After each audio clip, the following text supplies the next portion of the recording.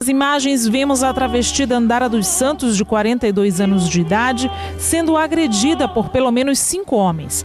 Ela pede para que eles parem a violência, mas o espancamento continua com pedradas e pauladas que a levaram à morte. Transsexual é morta por um jogador de futebol com quem mantinha um relacionamento. Olha essa história. O corpo foi encontrado às margens de um rio. O jogador de futebol já está preso. Ele disse à polícia que matou. Esta imagem de uma câmera de segurança foi fundamental para a prisão do suspeito de um assassinato do crime. O corpo da vítima foi encontrado perto de uma estação de tratamento de água, em uma das margens do rio Uruguai, em São Borja. Detalhes: a transexual era conhecida por vender loterias na cidade. Thalia tinha 33 anos. Semana, um transgênero foi morto a tiros em um motel na zona norte de Manaus. Logo após os disparos, o suspeito que estava com a vítima, claro, fugiu do local em um carro. Nas redes sociais, era conhecida como Manuela Otto. Na madrugada deste sábado, a transgênero foi assassinada com um tiro no tórax, minutos depois de ter chegado a um motel. Estava acompanhada de um homem em um carro de modelo Prisma na cor branca. Após terem tido acesso a um dos quartos, não demorou muito para os funcionários ouvirem os tiros. Manuela, Thalia, Dandara. Infelizmente, esses não são os únicos casos de assassinato de pessoas trans no país. Segundo os dados da ANTRA, Associação Nacional de Travestis e Transsexuais, o Brasil é o país que mais mata LGBTs no mundo, e os transexuais são as principais vítimas de crimes de ódio. Por outro lado, um dado bastante curioso chama atenção. De acordo com as plataformas eróticas e streaming na internet, ao elencarem os principais termos de busca por país, pasmem, o Brasil lidera na procura de palavras como travesti e transexuais. Corpos que muitas vezes são desejados e, ao mesmo tempo, excluídos do meio social, para não dizer invisibilizados. Mas afinal, o que é a transexualidade? Então, uma pessoa trans, né? O que ela é? O que é uma pessoa transexual? É uma pessoa que não se identifica com o seu corpo, na questão do seu corpo formado geneticamente. Tá? Então, ela geneticamente ela é XX ou XY, ou tem algumas variantes, e aí é outra questão, que é o intersexo, e no decorrer da sua vida, do seu crescimento, ela não faz aquela identificação com esse corpo. Então, um homem trans não se identifica com aquele desenvolvimento mamário que vai ocorrendo, o desenvolvimento de uma genitália de aspecto feminino, a sua menstruação, e aí começam, né, as questões de entendimento desse corpo com o que ele se vê, ele não se vê em um corpo feminino, e ao contrário de uma mulher trans, né, que ela vai tendo aquele corpo em desenvolvimento por ser XY e ela não se identifica com aquele corpo masculino e quer se ver ou se ver em um corpo feminino. Então, na medicina, nós entendemos da mesma forma. As pessoas trans nascem trans. Isso não é nada novo, como muitos acreditam. No decorrer da história da humanidade, sempre se descreveu, sempre se viu pessoas trans. Tá? Vamos voltar às histórias, nas escritas antigas, né, que antes se escreviam nas paredes, o povo egito, o povo grego, o romano, tem lá escrituras falando da transexualidade. Os papiros já se falava dessas pessoas. Então não é nada novo. Essas pessoas sempre existiram e essas pessoas têm o direito de existir. Mas no decorrer da história da humanidade, sempre sofreram muito preconceitos.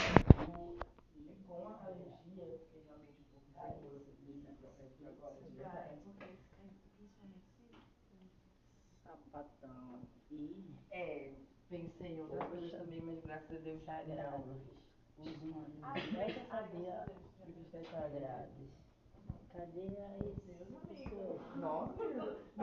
Eu me considero uma pessoa, uma mulher, né? Teu nome social é Carol? É, Carol, agora que estão dando chance pra mim, eu posso usar Carol, né? Social. Teu nome social. Aí aproveitando como eu tento usar minha inteligência, eu já boto Carol Braga Nogueira, porque eu já quero o nome pra mim, não tem? A minha infância desde meus 8 anos, eu ando na rua, né? Eu cheirei cola. Eu comecei na cola, eu mudei, fui todo tipo de droga. Eu uso todo tipo de droga, agora eu tô parando, né? Que eu tô ingressando nos NA, né? Pra me melhorar. Então, a amizade me fez melhorar um pouco, eu gostei, né? Quando tu percebeu que tu já era uma diferente, tu nasceu menino e de repente tu se sentiu menina, como é que foi isso? Não, realmente eu já vi mesmo desde neném mesmo, desculpa falar. Por isso que eu não mal falo dos outros por causa do meu comportamento, né? Eu tudo por causa do Valdão. Eu fui pro carnaval, me perdi lá, desde criança eu não consegui mais voltar para casa. Aí a assistente social me entregaram em casa, a casa de apoio, né?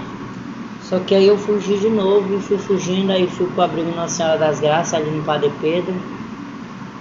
E nunca consegui sair mais da rua, não tem, a família abandonou, a mamãe morreu, foi uma coisa esquisita demais. Foi. E a tua família, se ela te apoiou depois que tu começou a te transformar? Não, apoiar elas apoiam, normal. Já não tem como uma mulher, mas só que a Clarice tem uma raiva de mim, né? Eu percebo que eles vão me machucar, então eu prefiro não ficar perto. Estuda? Tu chegou a estudar? Não consegui estudar, mas eu sempre... Eu fui, me encadrei tudo na escola, mas não consegui chegar lá na escola.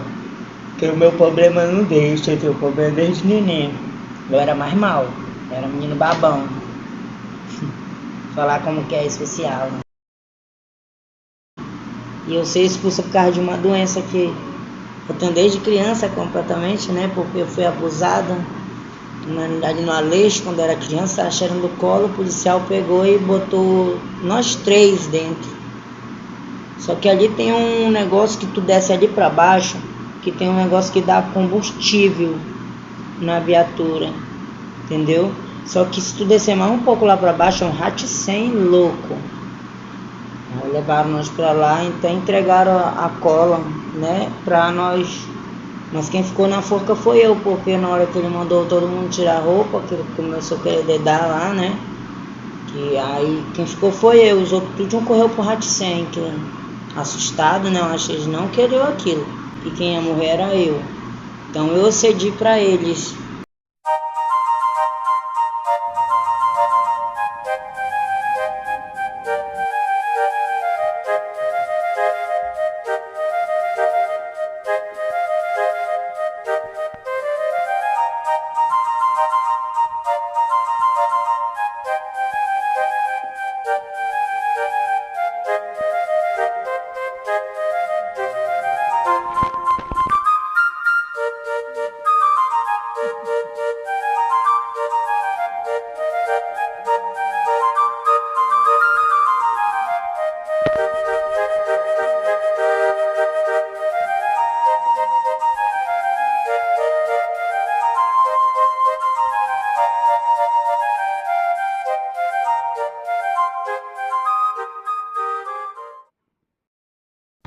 Oi, eu sou o Dai do Nascimento, eu sou transmasculino, eu tenho 33 anos, eu sou artista, trabalho com fotografia, sou articulador cultural, também dou aulas de fotografia principalmente, tenho uma formação em fotografia e música. Eu lembro que assim, eu comecei a estudar muito cedo, né? Sei lá, com uns 3 anos eu já estava estudando, já estava no colégio. E ali naquele momento, mais ou menos, eu lembro que eu falava para minha mãe que eu me sentia muito diferente.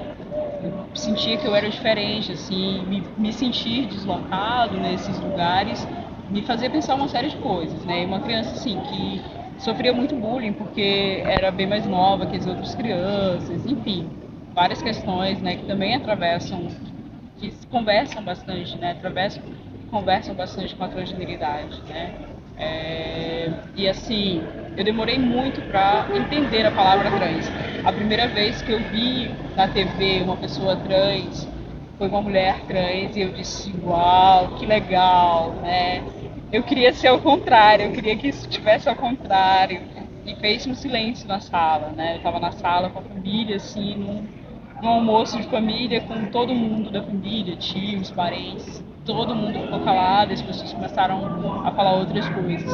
Mas aquilo ficou ressoando bastante, né? Eu acho que a principal representação que a gente tem é na TV, né? Uma das que mais afeta, assim, a gente, principalmente para quem é criança, né? E aí, no outro momento, eu vi aquele filme Meninas Não Choram. E aí tem ali um personagem trans, eu assisti escondido, porque é um filme para maior de 18, eu era uma criança, assisti com a minha irmã, que é mais velha.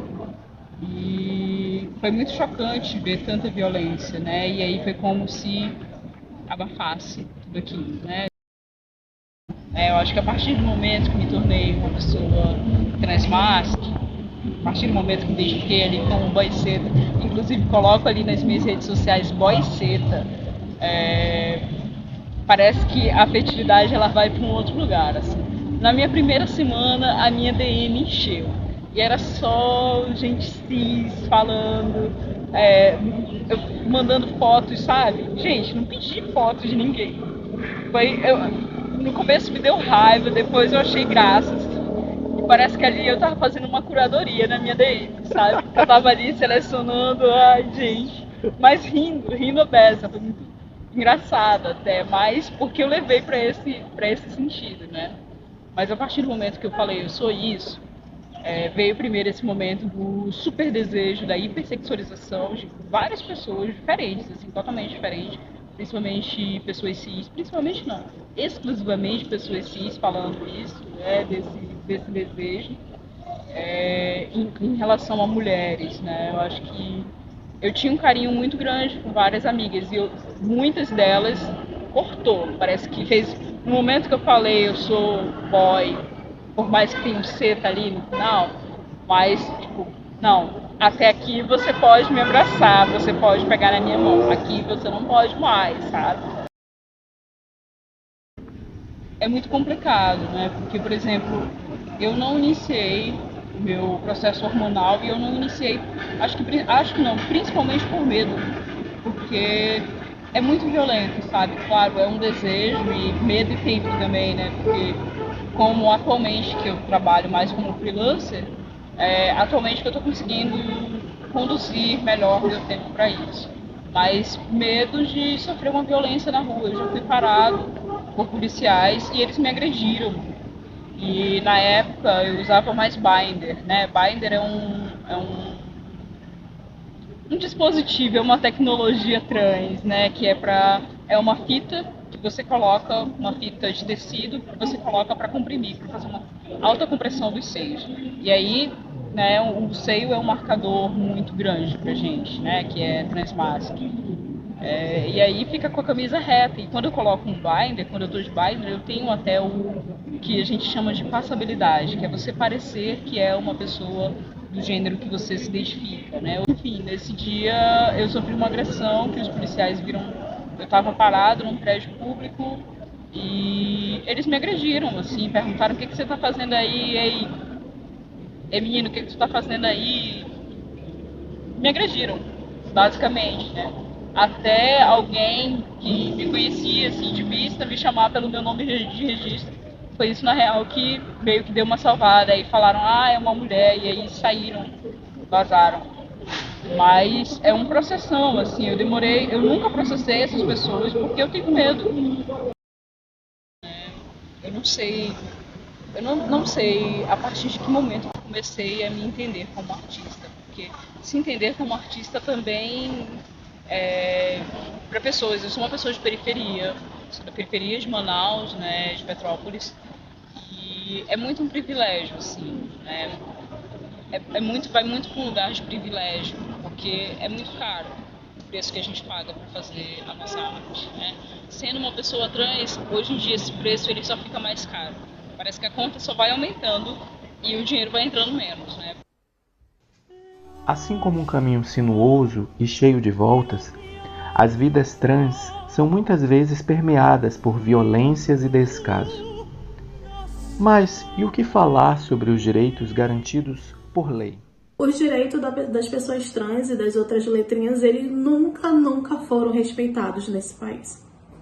A gente vive, a gente trabalha, sobrevive num país que é extremamente transfóbico, um país que está aí no 5º lugar no ranking como um dos países mais violentos para a população trans, onde a estimativa de vida dessa população é de 35 anos de idade. Então, não. Os direitos das pessoas trans, eles nunca foram respeitados. E até hoje, para que a gente consiga que essas pessoas tenham acesso a esses direitos, a gente tem que bater de frente com os setores públicos e privados, a gente tem que bater de frente com o Estado. E tudo por conta do preconceito e da discriminação.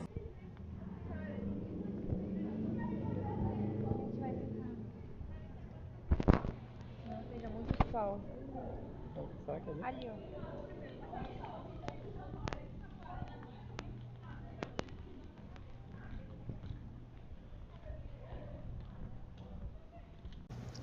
Oi, gente, meu nome é Luísa Roberta, sou uma mulher trans, eu sou do interior do Amazonas, da cidade de Tabatinga, tenho 22 anos, atualmente curso matemática aqui na Universidade do Estado do Amazonas, UEA.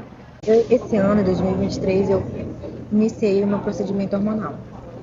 Já marquei tudo, já fui lá na UBS da Podajás, que fica ali na Cachoeirinha, e dei início. Agora eu vou primeiro passar com o psicólogo, depois eu vou passar com a assistência social, para eu poder dar início a tudo isso. Mas, esse ano, vou começar. Para falar a verdade, eu nunca trabalhei em lugares assim, contratada. Eu sempre trabalhei, por mim mesma, sozinha, porque eu sou maquiadora, então, com isso que eu trabalho, consigo minhas coisinhas, porque maquiar é algo que eu gosto muito, entendeu? A maquiagem é uma arte que as pessoas gostam, porque maquiagem, ela muda a pessoa, entendeu? Ela faz a pessoa que se sente, vamos supor, com autoestima baixo, a maquiagem faz isso, entendeu? Ela faz a pessoa se sentir bem, se sentir linda. Então, eu trabalho com isso, eu gosto de maquiar. Olha, é difícil pra gente, pra nós mulheres trans, porque...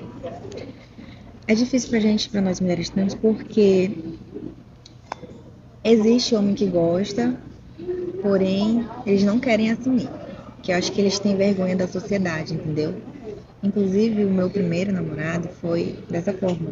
Eu tinha um namorado que a gente namorava, porém ele não queria que ninguém soubesse, por conta da sociedade. Eu acho que ele tinha vergonha, não sei, entendeu? Aqui em Manaus. E eu não sei qual é o pensamento deles, mas é chato pra gente, porque a gente quer conviver um amor no dia a dia que é igual como outras pessoas. A gente quer demonstrar que eu amo ele, entendeu? Que eu gosto dele, que eu vou andar com ele de mão dadas na rua, entendeu? Então, é chato pra gente uma pessoa que queira ter um relacionamento com a gente e não querer assumir pra sociedade por conta que tem vergonha. Eu acho que desde sempre eu me percebia diferente das outras crianças. Quando eu era criança, eu gostava muito de brincar com os meninos e eu tinha o costume de tirar a camisa, porque eu queria mostrar que eu também tinha o peitoral que nem um dos meninos. E o meu sonho, quando era criança, era ser parecido com meu irmão, né, e com meu pai, fisicamente. Então sempre houve essa idealização dessa imagem masculina, né? Na maioria das vezes, a maioria das minhas experiências, abordagens que eu já tive até o momento, eu sinto que vai muito mais pro lado do fetiche, né? A pessoa não me conhece, nem me dá um bom dia. A primeira coisa que ela já sabe, né, que eu sou trans, normalmente as abordagens são por rede social, né? Então já é mais exposto ali. Então a pessoa já vai pedindo uma imagem, né? Isso acontecia muito quando eu era mais jovem, né? Porque diziam que eu tinha uma aparência mais jovem, muito mais jovem do que eu parecia ter. Então, quando eu tinha 14 anos, o pessoal dizia que eu tinha aparência de 12. Então, eu sempre vinha a abordagem de muitos homens mais velhos, né? E diziam que tinham interesse em corpos transmasculinos. E é muito ligado nessa ideia do corpo jovem com essa aparência de criança, né? Mas abordagens amorosas são muito poucas. Eu sinto que ser trans aqui no Amazonas é algo que está sendo construído recentemente, né? A Sotran, que é o movimento, né, de mulheres trans e travestis, surgiu há alguns anos, né? Então, e a ADAM, que é a associação que eu faço parte, surgiu ano passado. Então, é um movimento que é muito recente, né? Então, essas discussões sobre... eu sinto que a gente está cavando ainda, está no início da cavação, diferente, por exemplo, do cenário do Nordeste, né? Ali pelo São Paulo, Rio de Janeiro também, né? Você vê que aqueles estados já têm uma rede, uma mobilidade muito maior em relação a políticas para pessoas trans e LGBTs no geral, né? E sobre o banheiro, né? O banheiro é um assunto complicado, assim, não tem acessibilidade. Eu uso o banheiro masculino e eu conheço outros trans masculinos que usam esse banheiro. Bom, quando você não tem a passabilidade, entrar no banheiro masculino é muito difícil, porque os homens já ficam muito nervosos com a sua presença, eles já percebem, né, que um corpo que não parece com o deles, né, quando entra no espaço. Então eles ficam te olhando e causa aquela tensão, porque vem duas perguntas: ou você espancado ou você violentado, né? Obviamente eu nunca conheci nenhuma história que aconteceu isso, mas isso é uma possibilidade muito grande, né? No caso, na minha faculdade, quando eu comecei a usar o banheiro masculino, na primeira semana, 3 rapazes foram me denunciar na administração, porque disseram que eu estava usando o banheiro e que eles estavam com medo que eu fizesse algum enxame lá, porque eu só entrei no banheiro de boca e saí rapidinho. Mas eles basicamente queriam me proibir, né, de usar o banheiro. Eles estavam usando a ideia de que eu ia denunciar eles. E aí meu professor de administração já está lidando com pessoas trans ali na faculdade, tem muitas pessoas. Ele falou: não, a pessoa só quer usar o banheiro de igual a vocês, são os únicos incomodados aqui. Mas essa foi a reação deles, né? Mas poderia ter sido pior, né? Eu também. Você usaria o banheiro feminino? Não. Eu não usaria porque eu já, como eu falei, eu já tenho essa possibilidade, né? Então eu já não consigo entrar nos espaços de banheiro femininos. Eu já não conseguia antes porque, por ter uma expressão masculina, eu já recebi um olhar torto, né? Então imagina se eu entrar agora, assim, eu já tô com um espelhinho aqui na cara, então o pessoal já enxerga de uma maneira diferente. Aquilo, a gente entra no banheiro, a gente vai ser apedrejado, o outro também. Quando você começa a conhecer pessoas da comunidade trans, você vai perceber que existe uma coisa em comum entre a gente, além do fato de a gente ser trans, é o fato de que muitos de nós estamos na arte, né? Nessa expressão do corpo, dos desenhos, da música, e isso principalmente no teatro, né? O teatro tá em peso no corpo trans, né? E existe essa piadinha, né, de que dentro da comunidade trans, todo mundo sabe que a gente vai estar nas áreas humanas, a gente vai estar nas áreas das artes. Se você não estiver nessa área da arte, você fica tipo, você é trans mesmo?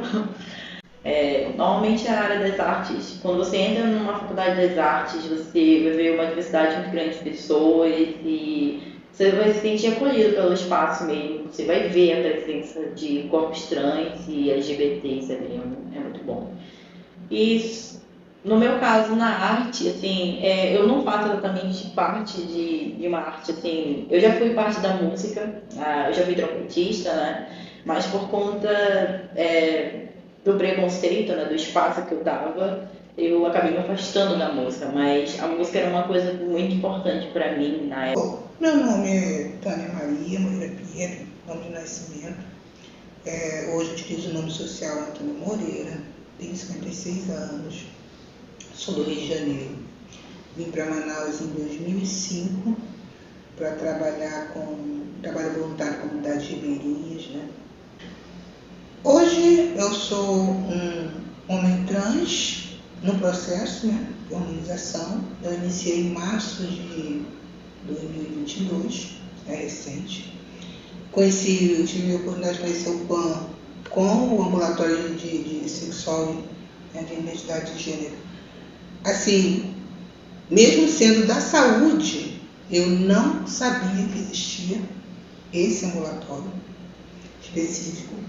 E foi numa reunião do Comitê Interdisciplinar de Saúde Integral LGBT que eu fiz amizade com o pessoal e comentaram.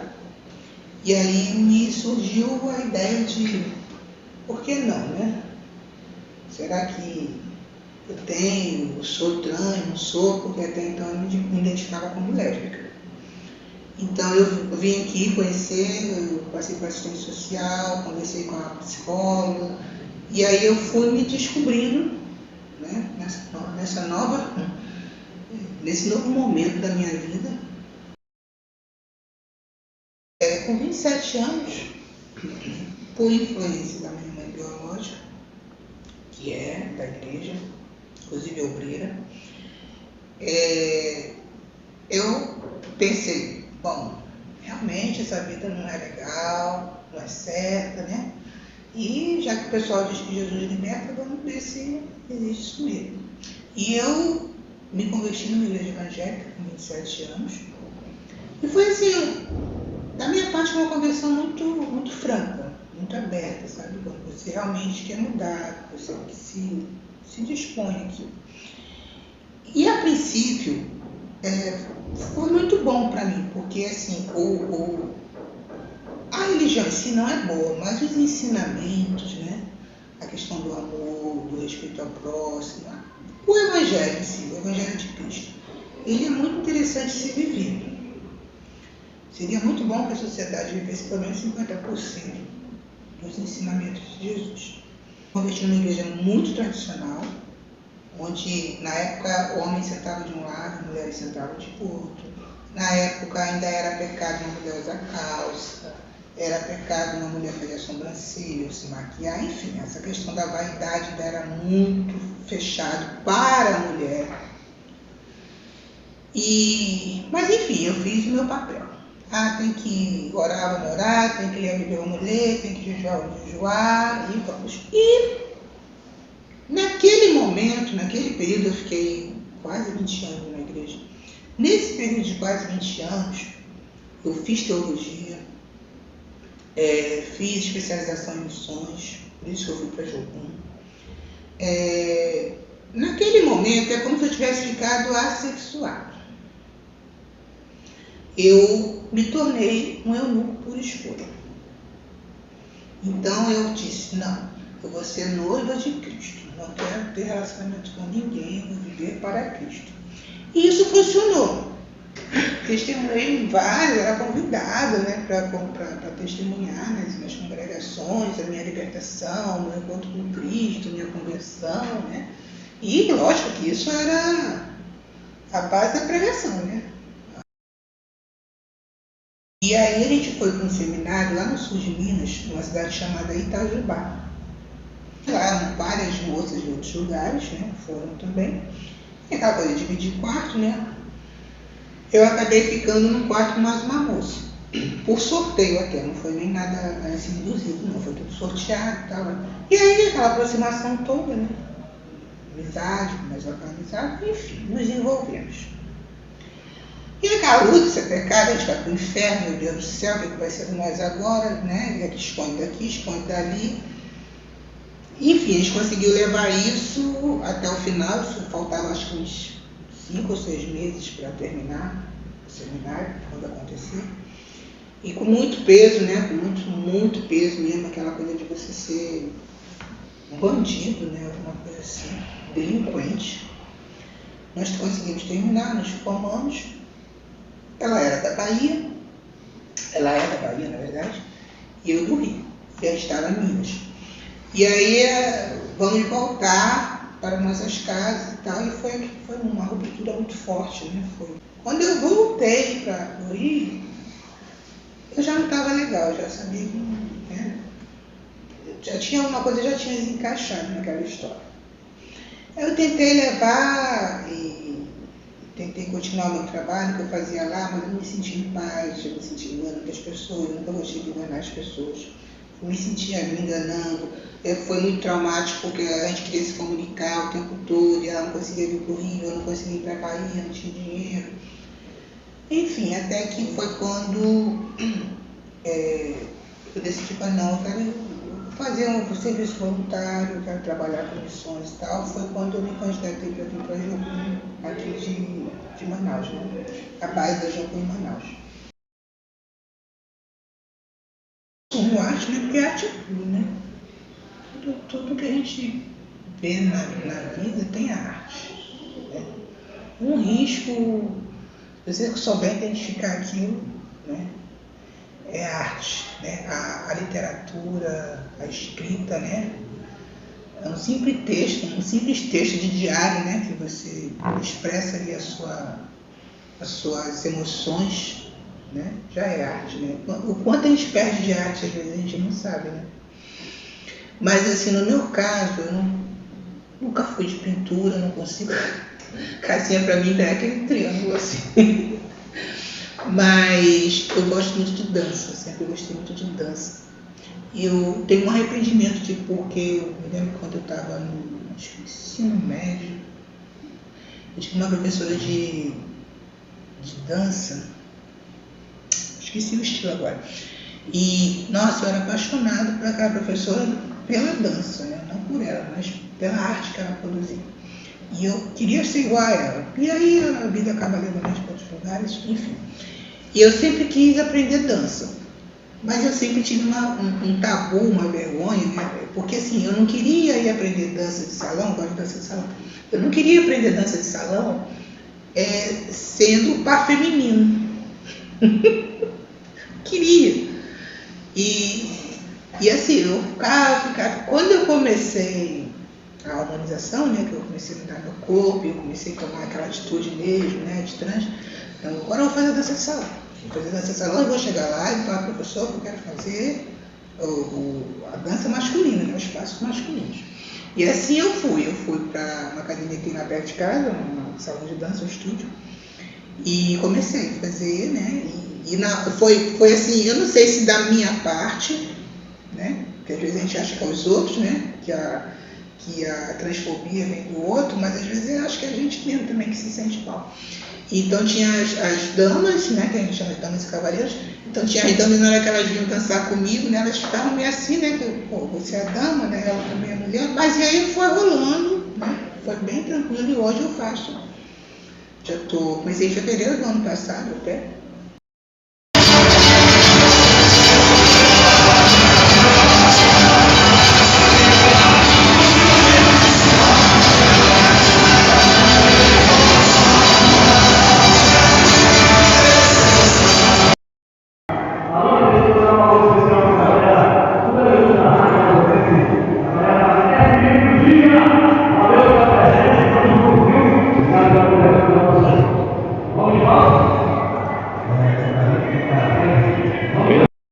Desculpa, eu tava vestindo minha roupa. Camila! Eu tava vestindo minha roupa. Você filmando aqui, tão linda! Cara, meu nome é Camila Brasil, né?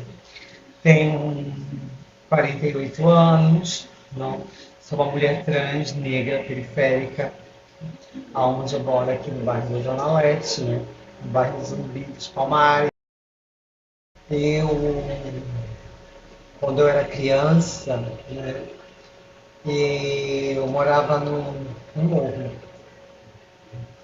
E eu já me apaixonava, assim, quando me lembro vagamente de algumas coisas assim, criança, eu me lembro que eu pegava as roupas das minhas sobrinhas, das minhas primas, né, botava salto, roupa, porque eu acho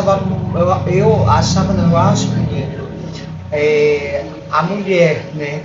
Acho muito bonito aquele cabelo, o corpo, tudo. Então eu ficava olhando, ai não, eu já pensava, era para mim ter nascido de fato uma mulher. Foi daí que eu comecei a querer a minha transformação. Dos meus 16 anos, né, eu já comecei a tomar hormônio, né. A minha família no começo, eles apoiavam, né, porque eles falavam para mim, a gente não vai te recriminar porque a gente também tem que te apoiar, né? Lógico que sempre tem algum que é contra, né?